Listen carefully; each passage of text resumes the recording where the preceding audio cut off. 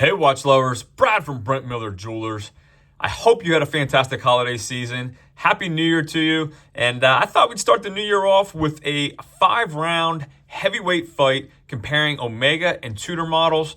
So on my left here is the Omega Seamaster 300m. On my right is the Tudor Black Bay 41. This will be round one, and I'll do one video a week, maybe even two here a week, comparing other models, and give you a week or so to comment on which model you would prefer to spend your own money on in this comparison. And I apologize, that bezel is not lined up. There we go.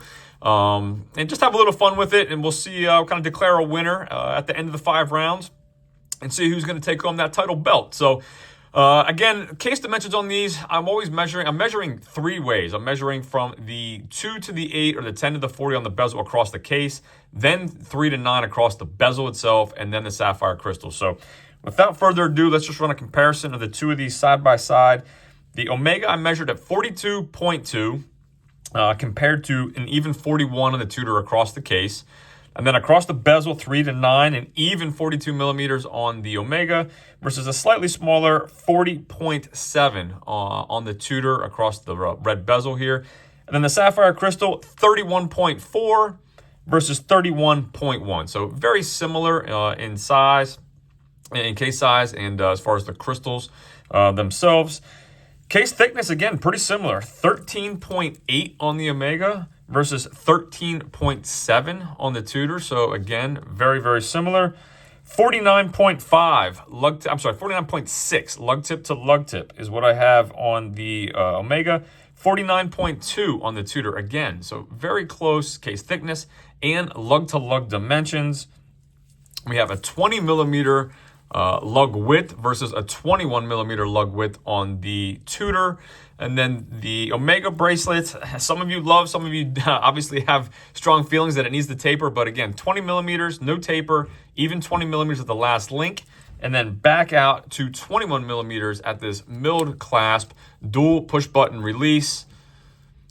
No flip lock here to lock it, again, just the point itself. And then underneath, we do have a diver's extension, so that does pop out, diver's extension, and we have on the fly micro adjustability underneath here as well. So really no reason we can't get a perfect fit.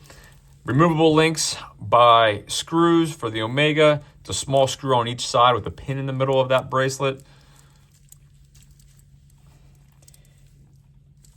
Exhibition case back, housing the Omega caliber 8800, 55 hours of power reserve. And this is a Matas master chronometer from Omega, 194.7 grams, and retails at $5,900.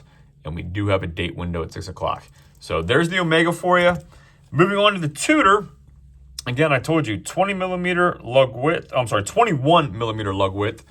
tapering down to 16 at that last link. So quite the difference compared to the 20. You do have a taper on the Tudor. And then back out to 18 millimeters at the deployant clasp. Again, Omegas, twin trigger, push button release. Tudors, you have ceramic ball bearings in here. And then the flip lock or clam style closure, the signed Tudor logo. No wetsuit or dive extension on this, but you do have the micro adjustability with the T-fit clasp. So a little bit of pressure up and you can slide that on the fly. Removable links here, again, screws. It's just screw on one side, pull out the pin, and you are good to go. So again, should be able to get a pretty good fit. We do have a solid stainless steel case back. Housing underneath there is the MT5602 U movement, and that U movement is a Matas certified movement. So both of these are Matas certified. 200 meters of water resistance compared to the Omega's 300 meters. And this comes in about 30 grams lighter, 163.4 grams. Retail price on it, $4,425, which is about $1,500 cheaper. So those are the specs. Hopefully that is the tail of the tape here on these two. Give you an idea Let's check bezel action on both.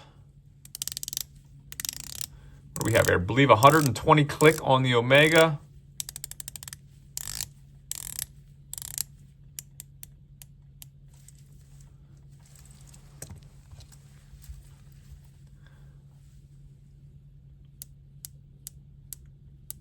Versus a 60 click here on the Tudor.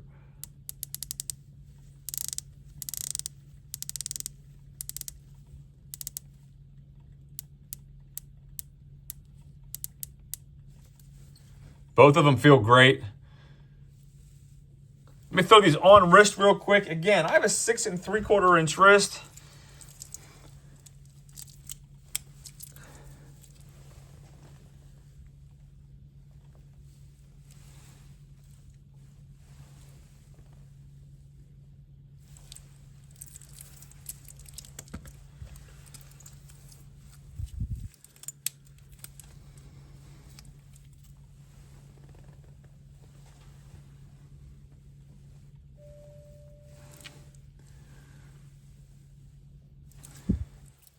And last but certainly not least, I'll hit the lights and give us a loom shot.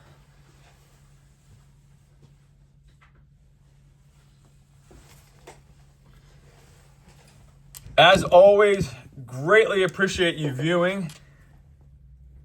And please let me know who wins round 1. Omega on the left or Tudor on the right. Thanks for viewing. If there's anything I can do for you, shoot me an email, brad@brentlmiller.com. Round 2 will be the Planet Ocean versus the 42mm Pelagos.